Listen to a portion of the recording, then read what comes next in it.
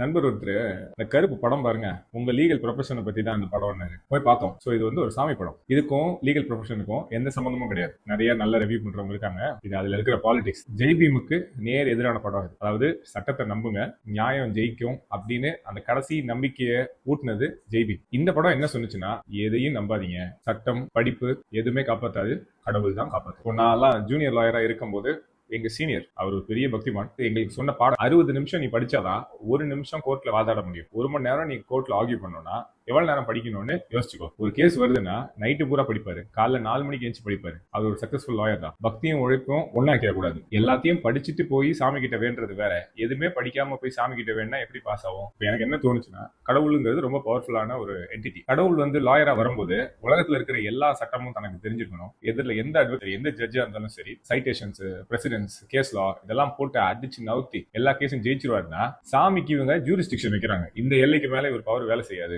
ஆனா இதுக்கு பின்னாடி ஒரு ஆழமான ஒரு அரசியல் இருக்கு, அது நமக்கு தெரியும். இந்த காந்தாரா பாகுபலி வந்தப்பே நம்ம ஏற்கனவே ஒரு வீடியோ போட்டிருந்தோம். சவுத்துக்குள்ள பிஜேபி வரணும் அப்படின்னா அவங்க ராமர் வழியா வரவே முடியாது. ஏன்னா ராமர் வந்தாருன்னா வெஜிடேரியன் ஃபுட் உள்ள வரும். இங்க ஒட்டுமொத்த தமிழ்நாடும் சவுத்தும் ரிஜெக்ட் பண்ணிடும். சாப்பாடு தான் நமக்கு பிரதானம் இல்ல, சாப்பாடுங்கிறது நம்ம உரிமை நினைக்கிறோம். அதுக்காக உங்களை ரிஜெக்ட் பண்ணுவோம். உங்க ஸ்ட்ராட்டஜியை மாத்தி பழங்குடியினரை பேஸ் பண்ண ஒரு சாமி படம், நம்மளோட குலதெய்வம் காவல் தெய்வத்தை யூஸ் பண்ணி ஒரு என்ட்ரி ஒன்று கொடுக்குறாங்க. இது எத்தனை பேர் கோச்சிக்கிட்டாலும் சரி, எவ்வளவு பேர் கோவப்பட்டாலும் சரி, இதான் உண்மை, இதான் அவங்களோட ஸ்ட்ராட்டஜி. இன்னைக்கு தமிழ்நாட்டுக்குள்ள அவங்க வரணும்னா குலதெய்வத்தையும் காவல் தெய்வத்தையும் தொடாம உள்ளே வரவே முடியாது. எனவே இன்னொரு வீடியோவும் போட்டிருந்தோம், ஏன் குலதெய்வம் கோயில்ல இருக்கிற சாமிகளுக்கு பூணலை போட்டு வரையறாங்க, ஏன் அந்த செலவு வடிக்கும் போது பூணலோட வடிக்கிறாங்க. இதை நம்ம இன்னைக்கு கவனிக்கலன்னா நாளைக்கு இந்த பெருந்தெய்வம் சிறு தெய்வம்னு சொல்றதே தப்பு. அப்ப சிறு தெய்வம் வந்து ஏரியா தாண்டி போனா அதுக்கு பவர் இருக்காது. ஆனா பெருந்தெய்வத்துக்கு இந்தியா பூரா பவர் இருக்கும், உலகம் பூரா பவர் இருக்குமா? கடவுள்னா கடவுள் தானே, கடவுளுக்கும் கிரேடா. இதுல எவ்வளவு நாசுக்கா அருவா கறி சாப்பிடுறது, அப்புறம் இந்த ஒரு டிரான்ஸ் ஆன ஒரு மியூசிக் வெறி கிட்ட, இதெல்லாம் யாருக்கான சிக்னல் நமக்கு தெரியாதா?